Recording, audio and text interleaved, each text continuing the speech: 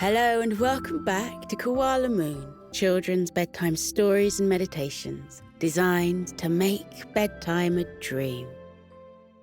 We're going to meet a young girl called Ivy and her family on their visit to New York City. Ivy is certain she will find Santa Claus somewhere in the city, and as the day goes on, she gets closer and closer to making that happen. This is Christmas in New York by Gillian Rogerson.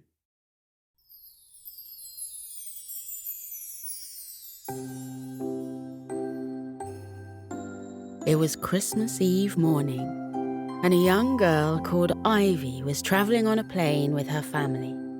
They had left their home in England hours before and were flying to New York to spend Christmas there. No one in Ivy's family had been to New York before, and they were all very excited.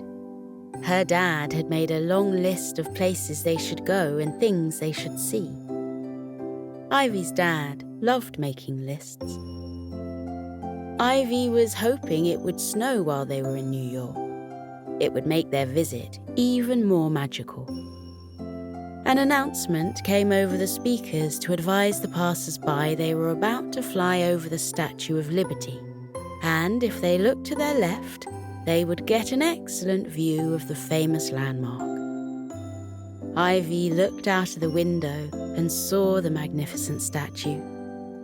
She had seen images of it on the television and in books, but seeing it in real life was something else altogether, and her mouth dropped open in amazement as she gazed at the woman made of pale green metal who was holding a torch in one hand and a tablet in the other. Ivy's brother, Charlie, was sitting next to her. He looked at the statue too and told her some facts about it. He was 10 years older than Ivy and knew a lot of interesting things. Ivy tried to remember the facts he was telling her about the statue, but all she could think about was how beautiful it was. The plane flew over the statue, and Ivy got her first glimpse of New York. She saw building after building lined up next to each other. Some were so tall they looked like they were touching the sky. The plane flew on towards the airport and landed smoothly. As Ivy and her family got off the plane, Charlie held her hand and kept making sure she was okay. She smiled at him and said she was ever so excited about visiting New York, and did he think they would see Santa Claus in the city? With a soft smile aimed at his little sister, Charlie replied, "I don't know. We might. But Christmas Eve is a busy day for him." Ivy nodded. "I know, but I hope we get to see him. I want to make sure he knows we're staying in New York this Christmas. I sent him a letter a few weeks ago to tell him. I hope he got my letter." Charlie gave her a reassuring smile and said, "I'm sure he did." Once they'd collected their luggage, the family left the bustling airport and climbed into a yellow taxi. As they drove along the busy road, Ivy looked out of the window at the city. The pavements were full of people rushing along, many with overflowing bags in their hands. Everyone was dressed up warmly against the cold winter air, and their breaths turned into small clouds in front of them. Shop windows were ablaze with the bright colours of the festive season: green, red, gold, and silver. Fairy lights hung from every available surface inside the windows and added a magical touch. Christmas trees stood outside the shops and were completely covered in twinkling tinsel and glittering lights. The streets were decorated with large, sparkling stars that hung from lampposts and signs. Ivy saw rows of angels made out of silver metal and adorned with sparkling lights. Each angel was playing a golden trumpet. The sound of jingling bells and cheerful carols came from all directions and mingled with the steady noise of the traffic. Before too long, the taxi came to a stop outside a luxurious hotel. Two enormous Christmas trees stood on either side of the revolving entrance door. A man wearing a navy uniform and a matching hat was standing in front of the door, and when he saw the taxi pulling up, he stepped forward and opened the taxi's rear door. The family climbed out, and the doorman welcomed them to the hotel. He said his name was Robert and advised he would take care of their luggage. Robert smiled at the family and said, "If there's anything you need to know about this wonderful city, feel free to ask me. I've lived here all my life." Ivy had a question for Robert, but she was too shy to ask him, so she tugged on Charlie's sleeve and whispered her question to him. Charlie said to Robert, "My sister would like to know if Santa has ever stayed here." Robert replied, "Not to my knowledge, unless he was in disguise." He chuckled lightly and smiled at Ivy. Ivy smiled back and her shyness disappeared. She asked Robert if he knew where Santa would be that day, as she would like to talk to him. Robert gave the matter some serious thought and said, "If I were Santa, I would stop by Central Park at some point today. It's a beautiful park. If you go there later, I suggest you take a ride in a horse-drawn carriage. It's a wonderful way to see the park, especially on Christmas Eve. And I have it on good authority that it's going to snow later on, which will make your visit even more magical." The thought of riding on a carriage through the snow made Ivy smile, and it made her family smile too. Dad made a note on his phone and said he would add that to his to-do list. Ivy had one more question for the kind doorman. "How big are those Christmas trees behind you? I've never seen any that big before. Did they grow in a special forest where giants live?" Robert chuckled again. He said he didn't know where they had come from or how tall they were, but they weren't the biggest Christmas trees in New York, and Ivy would soon see much bigger ones. The family went into the hotel through the revolving door. Ivy had never used a revolving door before and went around 3 times before finally stepping into the hotel. Her dad walked over to the reception desk and signed them in. The inside of the hotel was even more magical than the outside, and Christmas decorations hung from the ceiling and around every window and door. There were many Christmas trees, too, all beautifully decorated with tinsel and lights. Dad returned with some keys, and the family headed to their hotel room.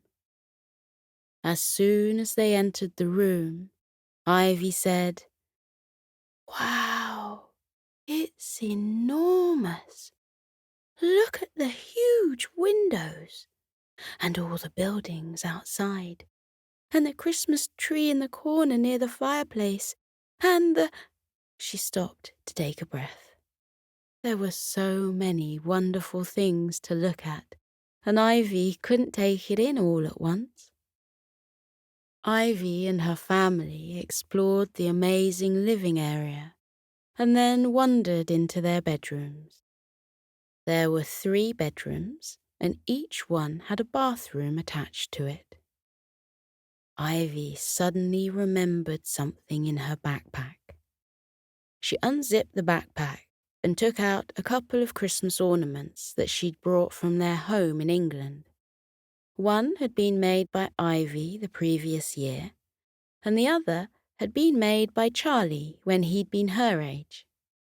When Mum and Dad had first seen them, they had said the handmade ornaments were the best they'd ever seen. Ivy held up the ornaments and said, "Ta-da!" Her parents' faces lit up with joy, and they thanked Ivy for bringing the items with her. With great care, Ivy placed them on the tree in the living area. Mum said, "I've brought something from home too. Something I've been secretly making over the last few months. Now you don't have to wear them if you don't want to." She opened one of the suitcases and took out 4 hand-knitted jumpers in various sizes. They all had the same image on them, a dancing reindeer with a nose made of sparkling red sequins. Ivy said she loved hers. She flung her coat off and pulled on the jumper. Charlie and Dad groaned good-naturedly, put the jumpers on, and then admired themselves in the mirror. They said the jumpers were beautiful. Ivy's mum blushed a little and popped her jumper on too. The family quickly unpacked and then got ready to explore the beautiful city. When they left the hotel, Ivy gave the kind doorman a goodbye wave. She took Charlie's hand and they walked along the bustling pavement. The jolly sound of jingling bells and cheerful carols continued to drift from all directions and gave the day an extra festive feel. The family walked on, taking in the sounds, sights, and smells of New York City. Ivy kept looking out for Santa Claus, just in case. After strolling along the streets for a while, Ivy's dad looked at the to-do list on his phone and asked if the family would like to visit a toy shop. He said, "Apparently it's one of the biggest ones in the world." Ivy and Charlie immediately said yes. The family headed towards the toy shop and went through an entrance that looked like a castle drawbridge. There were toys everywhere inside, absolutely everywhere. On the many, many shelves, on the circular display tables, and overflowing from boxes piled up in corners. There were some big sofas and armchairs arranged around a tall, twinkling Christmas tree, and sitting on them were an assortment of huge teddy bears dressed in pajamas. In a voice full of awe, Ivy said, "I don't know where to look first. There's so much to see." Her dad suggested they start on the top floor and work their way down. The others thought that was a good idea. They walked over to a lift that was shaped like a hot air balloon, and once inside it, they were taken smoothly up to the top floor. The family strolled leisurely around each floor, looking at a wide variety of toys, including puzzles, board games, jigsaws, and books. Ivy had been saving her pocket money for months and had it tucked in her backpack. She stopped now and again to look at some of the toys, but nothing caught her eye, so she left her money where it was. Even though Charlie kept saying he was too old for toys, Ivy noticed that he stopped many times to look at many items, including toy trains and jigsaws with pictures of planets on them. After the family had wandered around the shop and seen everything they wanted to, Mum thought it was a good idea to stop for a snack. She'd already spotted a cafe on the ground floor and noticed they sold hot chocolate and warm cinnamon rolls, amongst other things. They went straight to the cafe and were served by people dressed up as elves. Mum placed their order. The mugs of hot chocolate came topped with small mountains of whipped cream and soft marshmallows. The cinnamon rolls were soft and very tasty. Ivy and her family took their snacks over to a window table and gazed out at the buildings and busy streets. Joyful festive tunes came softly from the speakers inside the cafe. Ivy said she was having a lovely time in New York. Her family said they were too. They thoroughly enjoyed their drinks and rolls and were soon ready to continue on their holiday adventure. The family left the huge toy shop and went to a nearby ice skating rink. Charlie helped Ivy to put on her skates. He held her hand as they moved smoothly around the sparkling ice. Ivy had never skated before and was a bit wobbly at first, but with her brother's support, she soon became more confident, and by the end of their time on the ice, she'd even managed to perform a small twirl. Ivy asked Charlie, "Do you think Santa can skate? Do you think Santa can skate?" Charlie replied, "Probably. He lives in a snowy land, so there will be lots of places to skate, or even ski there." Ivy said she would ask Santa if she saw him later. After skating, the family headed towards one of the many outdoor Christmas markets. On the way, Ivy's dad took them down a long street and stopped in front of a tall building.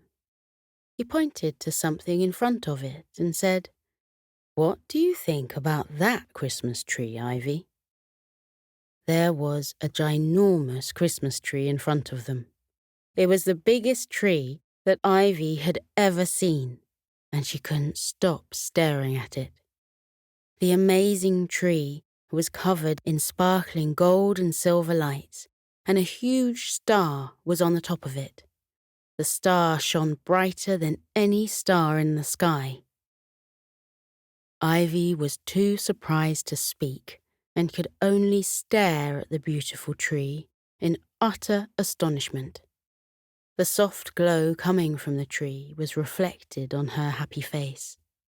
Her parents smiled down at Ivy, and Charlie put his arm around her. After a good 5 minutes of staring at the tree, Ivy finally looked away and said she was ready to go to the market.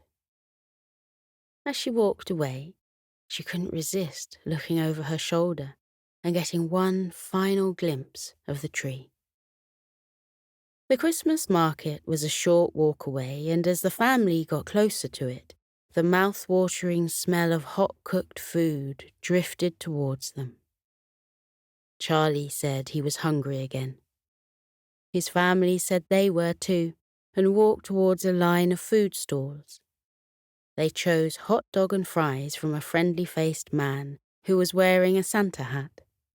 The portions were huge.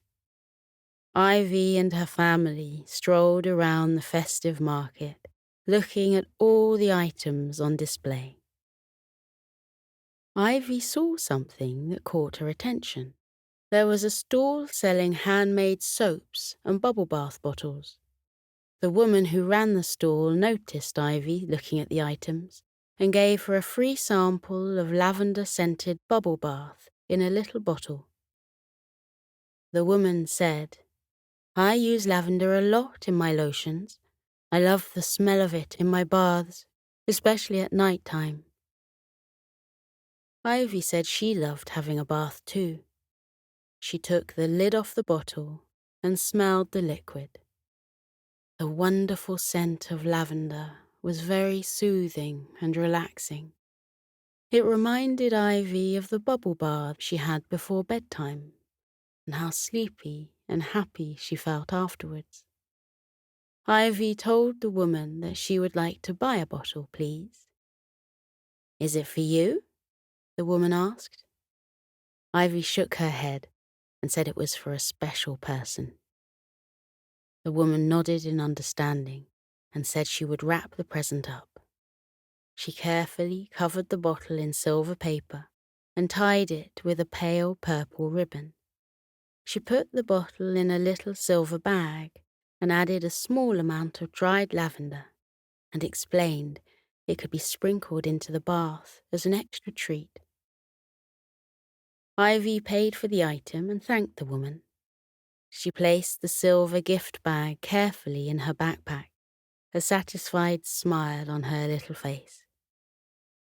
Her parents and brother didn't ask who the present was for and assumed it was for one of Ivy's friends at school. The family continued exploring the market. Mum bought some wooden ornaments for their Christmas tree, and Dad bought a fridge magnet shaped like the Statue of Liberty. He bought magnets every time they went on holiday, and their fridge at home was completely covered in them. Mum had gently suggested that he stopped buying so many, but Dad had grinned and said perhaps they should buy a bigger fridge instead. Charlie bought a snow globe for Ivy. Inside it was the enormous tree she had been mesmerized by earlier, only on a much smaller scale. He gave it to his little sister straight away as a memento of their first day in New York. Ivy gave him a hug and then carefully placed the precious snow globe into her backpack. Ivy's dad surprised everyone by saying it was time for their visit to the theatre. "What theatre?" Ivy asked. Dad smiled and said, "It's one of my Christmas gifts to you all. There's a theatre not far away that puts on a special show every year. It's got thousands of wonderful reviews online. I bought the tickets months ago, and we've got great seats." The family said thank you and followed Ivy's dad as he led them expertly through the busy streets, as if he had lived in New York for months. The theatre building was bedecked with festive decorations, both outside and inside. The family were escorted to their seats by a woman dressed in a bright red jumpsuit which was edged in gold sequins. They settled down in their seats and waited for the show to begin. They didn't have to wait long. Soft music filled the theatre, and the curtains swished to the sides. The festive show began, and dancing people filled the stage. The story being played out was about Santa and how he wanted to learn how to dance. On stage, Santa flew from one country to another and learned lots of dance moves from various people. He was very good at dancing, and the songs that accompanied his moves were upbeat and cheerful. The stage Santa encouraged the audience to dance along with him. Ivy stood up and wiggled from side to side. Her mum and dad did too. Charlie said he was too grown up to be dancing with Santa, but a long, hopeful look from Ivy made him stand up and join in anyway. The show was wonderful, and all too soon it came to an end. The family left the theatre with Ivy still jigging from side to side. The day had turned darker, and a few thick clouds drifted across the sky.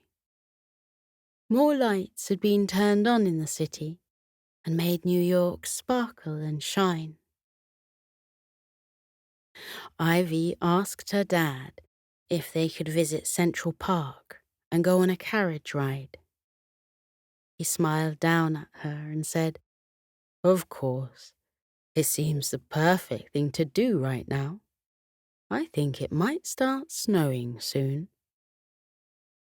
The family walked towards the park, and the sky grew a little darker. More clouds drifted into view. When they arrived at the park, they saw a line of empty horse-drawn carriages and walked towards it. They got into the nearest carriage and settled into the comfy seats and snuggled down beneath soft, warm blankets. Ivy pulled her cover right up to her chin. She felt very warm and cozy. The woman driving the carriage gave her horse the signal to move. With a gentle neigh from the horse, the carriage set off through the park. Trees lined the path ahead and were decorated with strings of fairy lights that twinkled brightly. The horse clip-clopped along the path.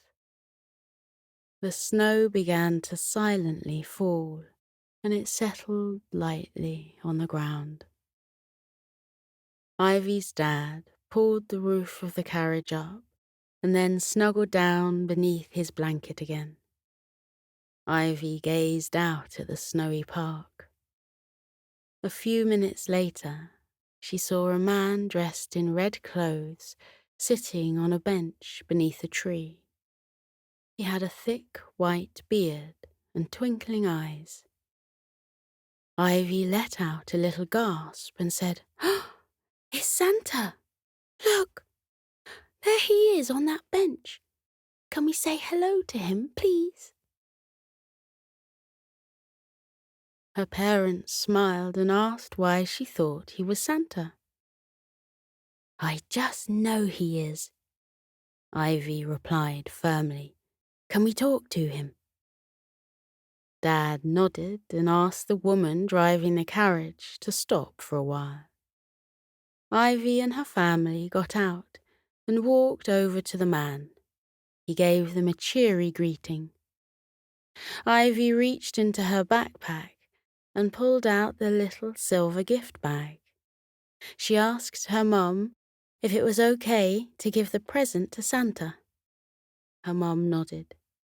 Ivy smiled at the man, gave him the present, and said, "Hi, Santa. This is for you.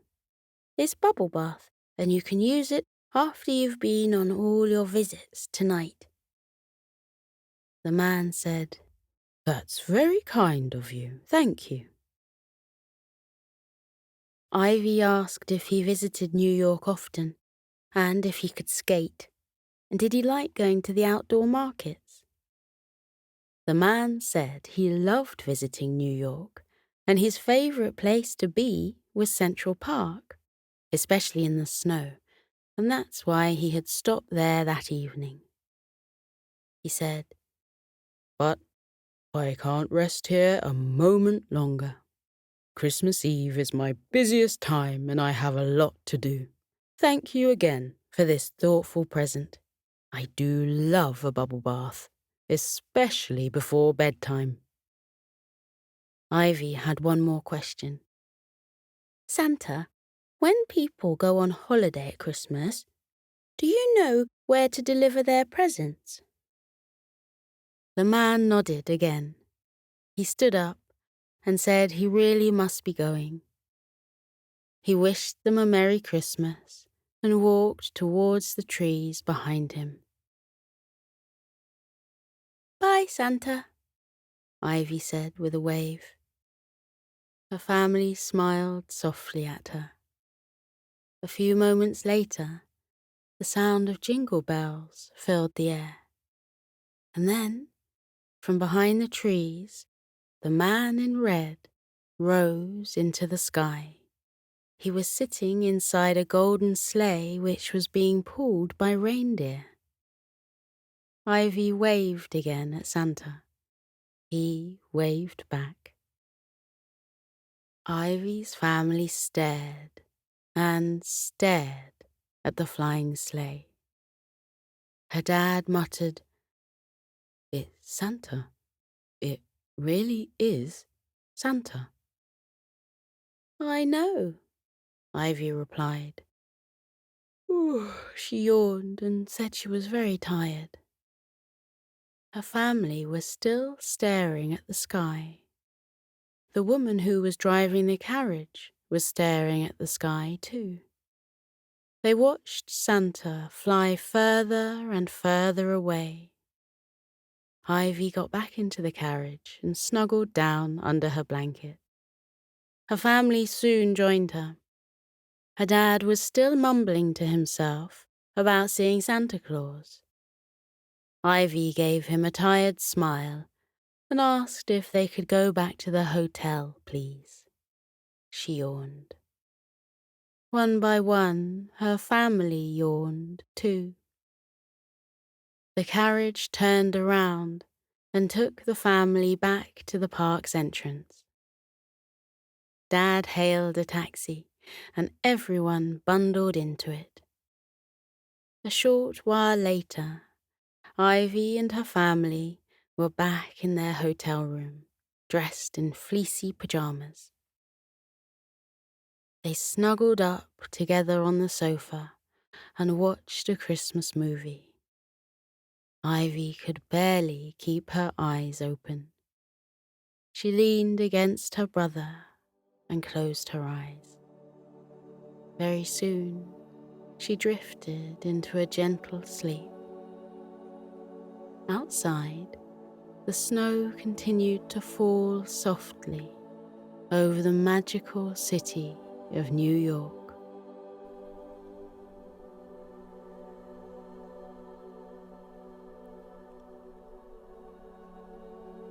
Now we're floating into a deep and peaceful sleep. Feel how your muscles are relaxing. Your arms are heavy and your legs are too, as they loosen and release any tension remaining from the day.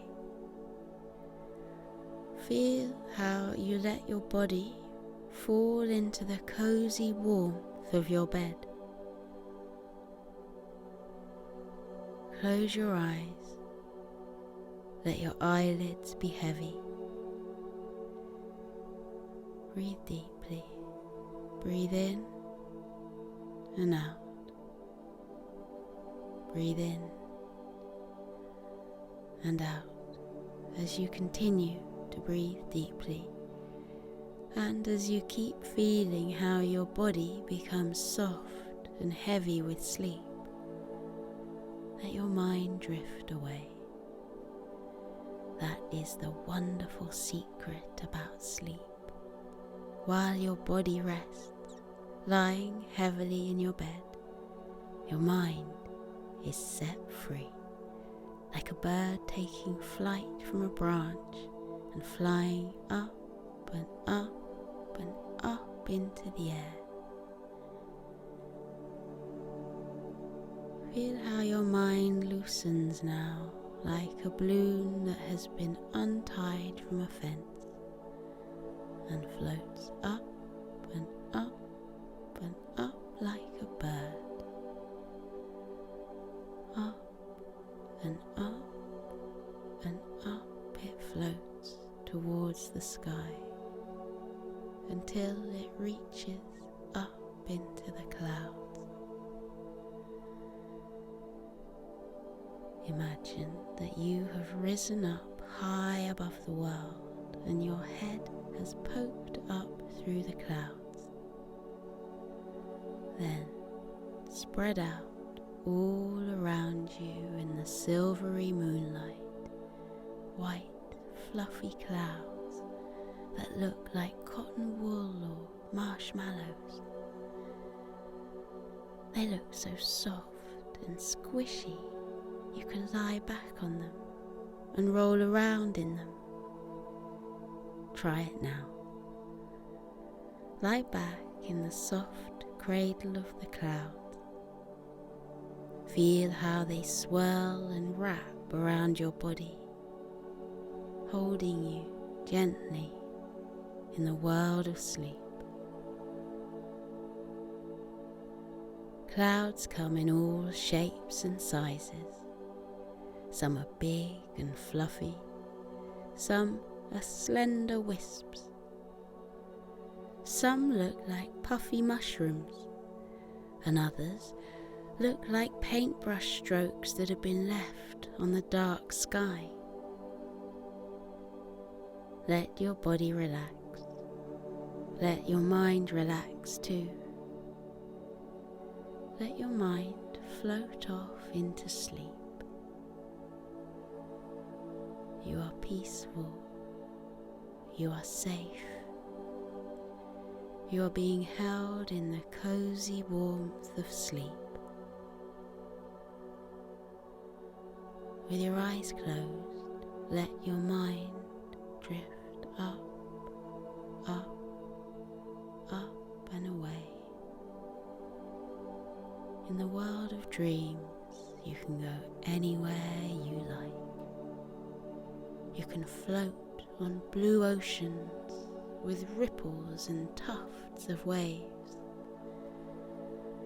Or you can visit castles built in the sky with spiraling turrets and drawbridges over sparkling moats. Or you can wander into the peaceful woods where the birds are twittering and the trees are dense with dark green leaves. Breathe in and out. Breathe in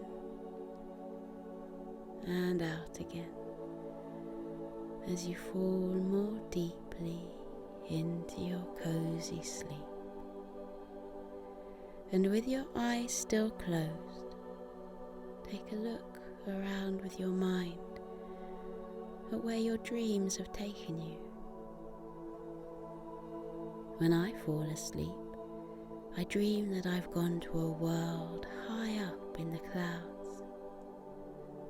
Sometimes the clouds are dappled silver from the moonlight.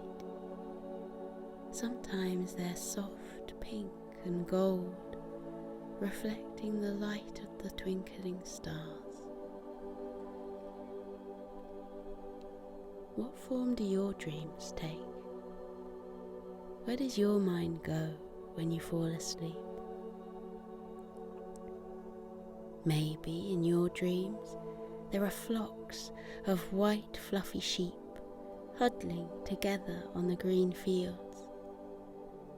Look at the mother ewe yawn widely before she tucks her little lambs beneath her woolly fleece. Or maybe you dream of a friendly dragon, curled up with his tail wrapped around him, a little trail of clouds puffing out of his nostrils. Look, the cloud dragon is smiling at us and waving. What a friendly dragon he is. Or maybe you dream of cute puppies lying on their backs, their tongues lolling out of their mouths, their eyes closing because they've had such a long day.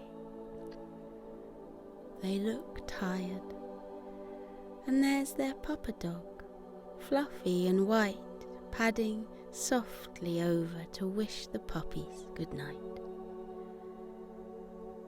Up here on the sea of clouds, you can be free. Feel how light you are, weightless, floating, drifting through sleep. Feel everything heavy from the day lift off you and drift away, taken away by currents until they disappear over the bank of clouds.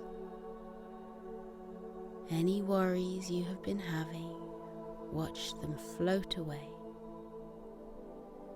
Anything that has been weighing on your mind during the daytime, now you can let them go and watch them drift away. Your worries are not you. You are not your worries. You can let them go. Watch them float away. Now you are light as air. You are as gentle as starlight. You are as soft as the clouds. Up in the sleepy sky, everything is weightless and peaceful. The clouds stretch out like a sea of tranquility. Close your eyes and feel the clouds wrap around you. Feel them bearing your body gently into the land of sleep. Feel your eyes close.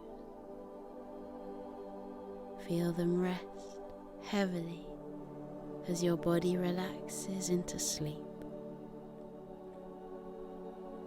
Feel your mind lighten. Feel it loosen and drift away, light as a feather, soft as the clouds. Breathe in and out. Breathe in and out. The world of clouds is waiting for you. Let yourself fall into the clouds' soft, warm hug. They are here to protect you. They are here to cushion you. They are here to hold you as you enjoy your deep and peaceful sleep. Sleep well, little one. Sleep well in the land of clouds. Feel how light you are. Feel how weightless, floating, drifting through sleep. Light as air, gentle as starlight, soft as clouds. Good night, little one. Sleep tight.